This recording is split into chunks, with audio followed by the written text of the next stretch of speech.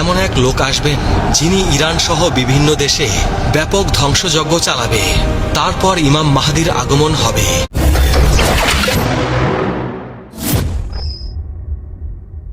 আসসালামু আলাইকুম ওয়া রাহমাতুল্লাহি ওয়া বারাকাতুহু। ইরান সম্পর্কে 1400 বছর আগে মহানবী সাল্লাল্লাহু আলাইহি ওয়াসাল্লাম কি বলেছিলেন? এমন কিছু কি তিনি বলে গেছেন যা আজ আমরা বাস্তবে দেখতে পাচ্ছি? ইরানের সর্বোচ্চ নেতা আয়াতুল্লাহ খামেনি বলেছেন, মুসলিম উম্মার ঐক্যই আমাদের সবচেয়ে বড় শক্তি। আমরা বিভক্ত হয়ে গেলে শত্রুরা আমাদের দুর্বল করে ফেলবে। শহীদ মোতাহারি রহমাতুল্লাহি আলাই বলেছেন, ইরানের ইতিহাস ইসলামের ইতিহাস থেকে আলাদা নয়। আমরা মুসলিম, তারপরে আমরা ইরানি, আমাদের পরিচয় ইসলাম। ইমাম খোমেনি বলেছেন, ইসলাম আমাদের শিখিয়েছে আমরা সবাই ভাই ভাই। আরব অনারবদের ভেদাভেদ ইসলামে নেই, তাকওয়াই একমাত্র চাবিকাঠি। ইরানের তেল ও গ্যাস সম্পদ বিশ্বের অন্যতম বৃহৎ। এই সম্পদ কি শেষ জামানার সাথে সম্পর্কিত? হাদিসে ইমাম মাহদির শাসনামলের বৈশিষ্ট্য বর্ণিত হয়েছে। আকাশ থেকে প্রচুর বৃষ্টিপাত, জমিনে ফসলের প্রাচুর্য এবং তখন সম্পদের ন্যায্য বন্টন হবে। ইরানের তেল সম্পদ যদি ন্যায়সঙ্গতভাবে বিতরণ করা হয় তবে হাদিসের এই ভবিষ্যৎবাণীর সাথে মিলে যাবে। তবে তার আগে বড় যুদ্ধ ও ধ্বংসযজ্ঞের ভবিষ্যৎবাণী রয়েছে। নবী করিম সাল্লাল্লাহু আলাইহি ওয়াসাল্লাম বলেছেন, হত্যাকাণ্ড বৃদ্ধি পাবে। আধুনিক অস্ত্র দিয়ে এক মুহূর্তে হাজার হাজার মানুষ হত্যা করা সম্ভব। ইরানের ক্ষেপণাস্ত্র ও ড্রোন প্রযুক্তি সেই সক্ষমতা রাখে। ইরানের সর্বোচ্চ নেতা আয়াতুল্লাহ খোমেনি ইমাম মাহদির আগমনে বিশ্বাস করেন এবং বলেন, আমরা ইমাম মাহদির আগমনের জন্য অপেক্ষা করছি। তার আগমনের পূর্বে আমাদের দায়িত্ব হলো ইসলামী সমাজ গঠন করা। ইরান আজ বিশ্বের অন্যতম প্রধান ইসলামী দেশ। 85 মিলিয়ন মানুষের এই দেশের 99 ভাগেরও বেশি মুসলিম। এই দেশ নিজেকে ইসলামী প্রজাতন্ত্র হিসেবে পরিচয় দেয়। কিন্তু জানেন কি, এই দেশের ভাগ্য নিয়ে নবী করিম সাল্লাল্লাহু আলাইহি ওয়াসাল্লাম কত কথা বলে গেছেন। আল্লাহ রাসূল সাল্লাল্লাহু আলাইহি ওয়াসাল্লাম ইরশাদ করেছেন, আমার উম্মতের একটি দল সর্বদা সত্যের ওপর প্রতিষ্ঠিত থাকবে। প্রশ্ন হলো, সেই দলে কি ইরানের লোকেরাও আছে? আজ আমরা 20টি ভবিষ্যৎবাণী নিয়ে আলোচনা করব। কিছু হাদিস আপনাকে শিহরিত করবে, কিছু আপনাকে ভাবিয়ে তুলবে, আর কিছু আপনার ঈমানকে শক্তিশালী করবে। আল্লাহ তাআলা পবিত্র কুরআনে ইরশাদ করেছেন, হে মানুষ, আমি তোমাদের সৃষ্টি করেছি এক পুরুষ ও এক নারী থেকে, আর তোমাদের বিভক্ত করেছি বিভিন্ন জাতি ও গোত্রে, যাতে তোমরা একে অপরের সাথে পরিচিত হতে পারো। তোমাদের মধ্যে আল্লাহর কাছে সেই সর্বোত্তম যে তোমাদের মধ্যে সর্বাধিক মুত্তাকি। সূরা আল হুজরাত আয়াত 13। প্রথম ভবিষ্যৎবাণী, সিফাত যুদ্ধ ও ইরান, 657 খ্রিস্টাব্দ। ইসলামের ইতিহাসের এক গুরুত্বপূর্ণ অধ্যায়, সিফাত যুদ্ধ। আলী রাদিয়াল্লাহু তাআলা আনহু ও মুয়াবিয়া রাদিয়াল্লাহু তাআলা আনহু এর মধ্যে এই যুদ্ধ সংগঠিত হয়। কিন্তু জানেন কি, এই যুদ্ধে ইরানীদের ভূমিকা কি ছিল? ইরান থেকে আগত সাহাবীরা, বিশেষ করে সালমান ফার্সি রাদিয়াল্লাহু তাআলা আনহু এর অনুসারীরা এই যুদ্ধে আলী রাদিয়াল্লাহু তাআলা আনহু এর পক্ষে লড়েছিলেন। নবী করিম সাল্লাল্লাহু আলাইহি ওয়াসাল্লাম বলে গিয়েছিলেন, এমন ফিতনা আসবে যাতে বসে থাকা ব্যক্তি দাঁড়ানো ব্যক্তির চেয়ে উত্তম হবে। সহিহ বুখারী। সিফাত যুদ্ধ ছিল সেই ফিতনার অংশ। ইতিহাস বলে, ইরানি মুসলিমরা সংখ্যাগরিষ্ঠ ছিল।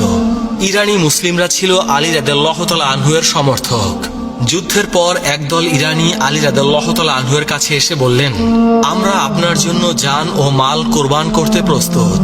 আলী রাদিয়াল্লাহু তাআলা আনহু তাদের দিকে তাকিয়ে বললেন, তোমরা সেই জাতির সন্তান যাদের সম্পর্কে মহানবী সাল্লাল্লাহু আলাইহি ওয়াসাল্লাম ভবিষ্যৎবাণী করেছিলেন। ইতিহাস সাক্ষ্য দেয়, ইরানি মুসলিমরা সবসময় সত্যের পক্ষে দাঁড়িয়েছে। 2. দ্বিতীয় ভবিষ্যৎবাণী, আধুনিক ইরানের ভবিষ্যৎ। এখন প্রশ্ন, আধুনিক ইরানের কি হবে? নবী করিম সাল্লাল্লাহু আলাইহি ওয়াসাল্লাম কি এ বিষয়ে কিছু বলে গেছেন? হয়তো সরাসরি বলেননি, কিন্তু একটি হাদিসে তিনি বলেছেন, আল্লাহ এই উম্মতের জন্য প্রতি 100 বছর পর এমন কাউকে পাঠাবেন যারা তাদের ধর্মকে সংস্কার করবে। আবু দাউদ। 1979 সালে ইরানে যে ইসলামী বিপ্লব ঘটেছিল, এই বিপ্লব কি মহানবী সাল্লাল্লাহু আলাইহি ওয়াসাল্লামের সেই হাদিসের উদাহরণ? অনেক বিশ্লেষক মনে করেন, এই বিপ্লব বিশ্বব্যাপী ইসলামী জাগরণের সূচনা করেছিল।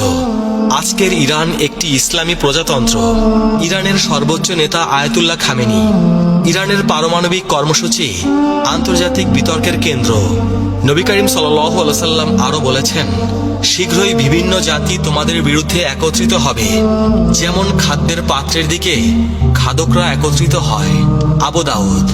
ইরানের বিরুদ্ধে পাশ্চাত্যের নিষেধাজ্ঞা, ইসরায়েলের সাথে সংঘাত, এসব কি এই হাদিসের বাস্তবায়ন?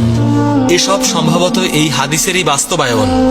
তৃতীয় ভবিষ্যৎবাণী, ইরানে ইসলামের বিস্তার। নবী করিম সাল্লাল্লাহু আলাইহি ওয়াসাল্লাম বলেছেন, এই দিন সেখানে পৌঁছাবে যেখানে রাত ও দিন পৌঁছায়। মুসনাদে আহমদ। ইরান ছিল সেই অন্যতম দেশ যেখানে ইসলাম দ্রুত ছড়িয়ে পড়ে। 651 খ্রিস্টাব্দে সাসানিয়া সাম্রাজ্যের পতনের পর ইরানে ইসলামের বিস্তার শুরু হয়, কিন্তু এই বিস্তার সহজে হয়নি। উমাইয়া শাসনামলে ইরানিদের প্রতি বৈষম্যমূলক আচরণ করা হতো। তাদেরকে মাওয়ালি কিংবা কৃতদাস শ্রেণীর নাগরিক হিসেবে গণ্য করা হতো। হাজ্জাজ বিন ইউসুফ ফার্সি ভাষা ব্যবহার করা নিষিদ্ধ করে দিয়েছিলেন, কিন্তু ইরানিরা ধৈর্য ধারণ করে। তারা ইসলাম গ্রহণ করল, কিন্তু নিজেদের ভাষা ও সংস্কৃতি রক্ষা করল। ইতিহাসবিদ বার্নার্ড লুইস বলেছেন, ইরান প্রকৃতপক্ষে ইসলামী হয়েছিল, কিন্তু আরবীয় হয়নি। এই ভবিষ্যৎবাণী আজ সত্য হয়েছে। ইরানের জনসংখ্যার 99 ভাগেরও বেশি মুসলিম। চতুর্থ ভবিষ্যৎবাণী, শিয়া সুন্নি বিভাজন ও ইরান। একটি জটিল কিন্তু সত্য বিষয়, শিয়া সুন্নি বিভাজন। নবী করিম সাল্লাল্লাহু আলাইহি ওয়াসাল্লাম কি এ বিষয়ে কিছু বলেছেন? তিনি বলেছেন, তোমরা অবশ্যই তোমাদের পূর্ববর্তীদের পথ অনুসরণ করবে। সহিহ বুখারী। এবং আরেকটি হাদিসে বলেছেন, আমার উম্মত 73 ফিরকায় বিভক্ত হবে। আবু দাউদ। 16শো শতাব্দীতে সাফাবি রাজবংশ ইরানে শিয়া ইসলামকে রাষ্ট্রধর্ম হিসেবে গ্রহণ করে। এর আগে ইরানে সুন্নি ইসলামী প্রধান ছিল।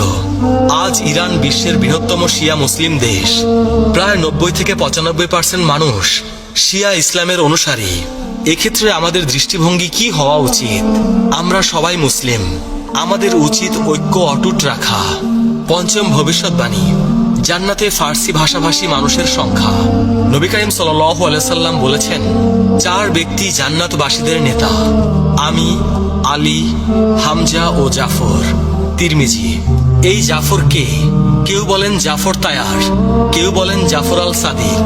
জাফর আল সাদিকের অনুসারীদের মধ্যে বহু ফার্সি বিদ্বান ছিলেন।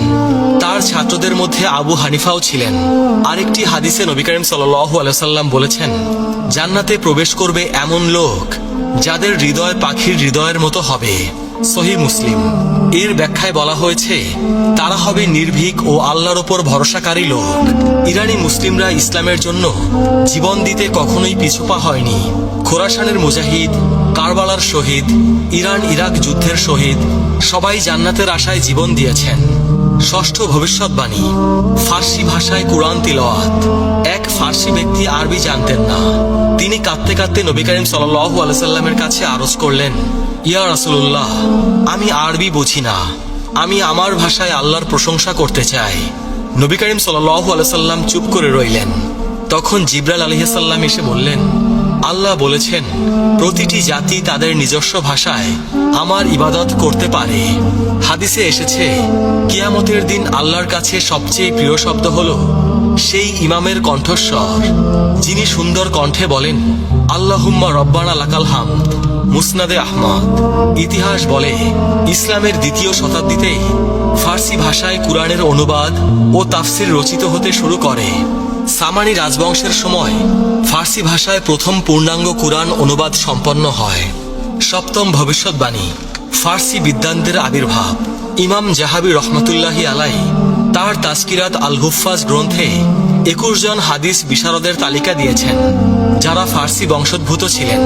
তাদের মধ্যে রয়েছেন ইমাম বুখারী, ইমাম মুসলিম, ইমাম আবু দাউদ, ইমাম তিরমিজি, ইমাম নাসাই, ইমাম ইবনে মাজাহ। এছাড়াও ফিকাহ শাস্ত্রের ইমাম আবু হানিফা রহমতুল্লাহি আলাইহি ছিলেন ফার্সি বংশোদ্ভূত। বিজ্ঞান ও দর্শনের ক্ষেত্রেও ইরানিদের অবদান অনস্বীকার্য। ইবনে সিনা, আল ফারাবি, আল বিরুনি, আল খোয়ারজমি এরা প্রত্যেকেই ছিলেন ফার্সি অধ্যুষিত অঞ্চলের অধিবাসী। ইমাম সৌদি রহমতুল্লাহি আলাইহি বলেছেন, আমাদের মনীষীদের অধিকাংশই অনারব বংশোদ্ভূত। অষ্টম ভবিষ্যৎবাণী, খোরাসান থেকে আগমন। খোরাসান প্রাচীন ইরানের একটি বিশাল প্রদেশ। বর্তমান ইরান, আফগানিস্তান, তুর্কমেনিস্তান এবং উজবেকিস্তানের কিছু অংশ নিয়ে গঠিত ছিল এই অঞ্চল। নবী করিম সাল্লাল্লাহু আলাইহি সাল্লাম ইরশাদ করেছেন, পূর্ব দিক থেকে কিছু লোক আসবে, তাদের সাথে থাকবে জান্নাত ও চাবুক, যা দিয়ে তারা মানুষকে প্রহার করবে। মুসনাদে আহমদ। এই হাদিসের ব্যাখ্যায় মুহাদ্দিসগণ বলেন, এটা খোরাসানের মুজাহিদ ও বিদ্বানদের প্রতি ইঙ্গিত। খোরাসান থেকে বহু ইসলামী ব্যক্তিত্ব এসেছেন। আর এক হাদিসে এসেছে, জান্নাতীরা উচ্চ কক্ষের অধিবাসীদের দিকে তাকাবে, যেমন তারা দূরবর্তী উজ্জ্বল তারকার দিকে তাকায়। সহিহ বুখারী। পণ্ডিতগণ বলেন, খোরাসানের বিদ্বানরা তাদের জ্ঞান ও তাকওয়ার কারণে জান্নাতে উচ্চ মর্যাদা পাবেন। খোরাসানের একটি বিখ্যাত শহর নিশাপুর।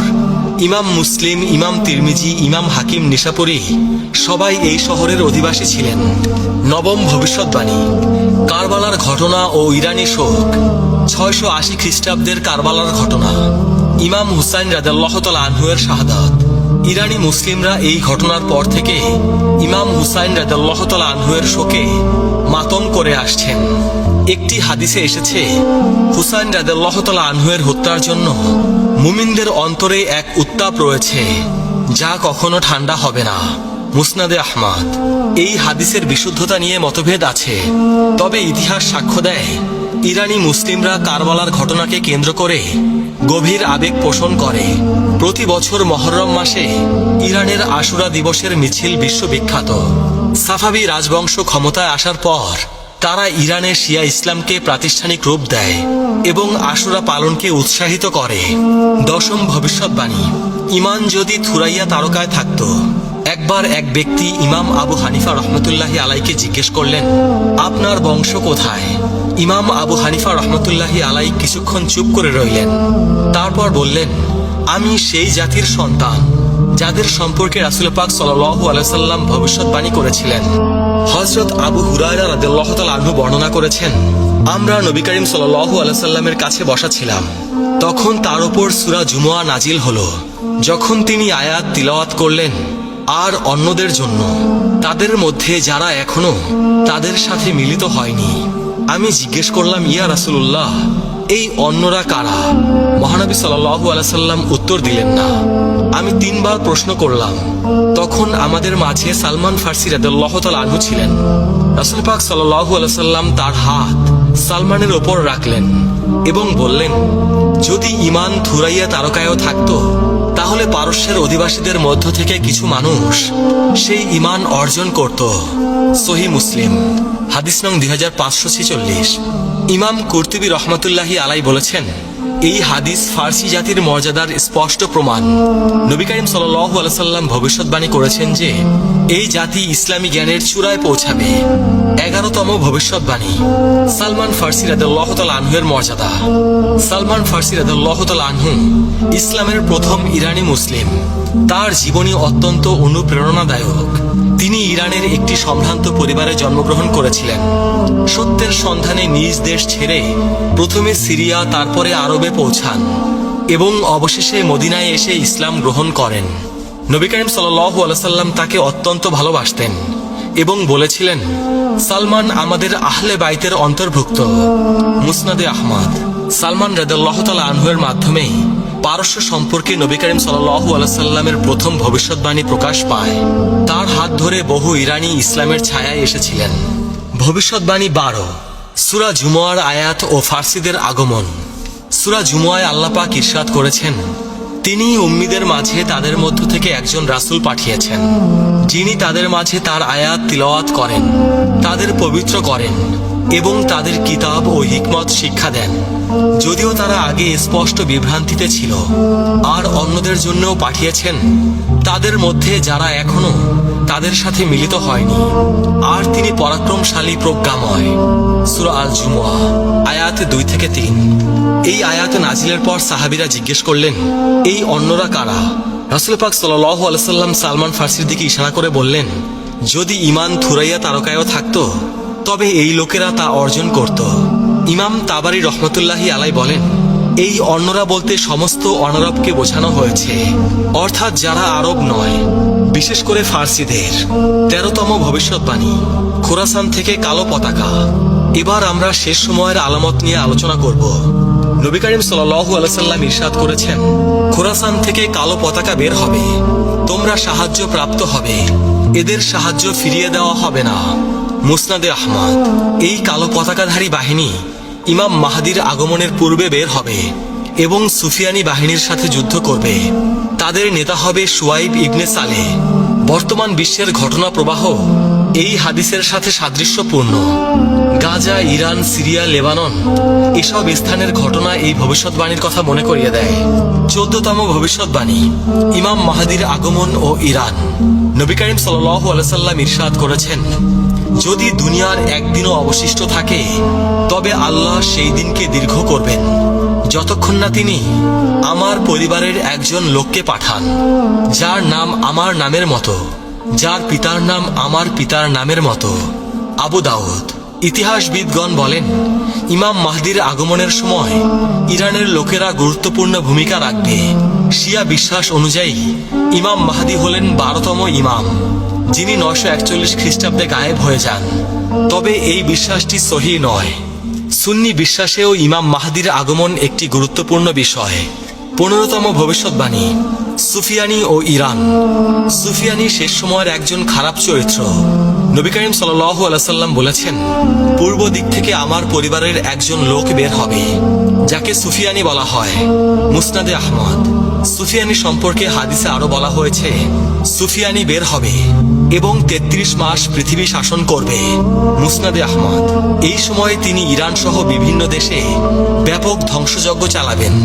তারপর ইমাম মাহদির আগমন হবে এবং তিনি সুফিয়ানির বিরুদ্ধে যুদ্ধ ঘোষণা করবেন। ইরানের ইতিহাসে সুফিয়ানির মতো অনেক শাসক এসেছে, যেমন মঙ্গল আক্রমণ, তিমুরলংয়ের আক্রমণ। ভবিষ্যৎবাণী 16, দাজ্জাল ও ইরান। দাজ্জাল শেষ সময়ের সবচেয়ে বড় ফিতনা। নবী করিম সাল্লাল্লাহু আলাইহি সাল্লাম বলেছেন, দাজ্জালের অনুসারী হবে আসফাহানের ইহুদিদের 70,000 লোক, যাদের পরনে থাকবে মোটা চাদর। সহিহ মুসলিম। হাদিস নং 2944। আসফাহান ইরানের একটি প্রাচীন শহর। আজও সেখানে একটি ইহুদি সম্প্রদায় বসবাস করে। নবী করিম সাল্লাল্লাহু আলাইহি সাল্লাম 1400 বছর আগে বলে গেছেন যে আসফাহানের ইহুদিরা দাজ্জালের অনুসারী হবে।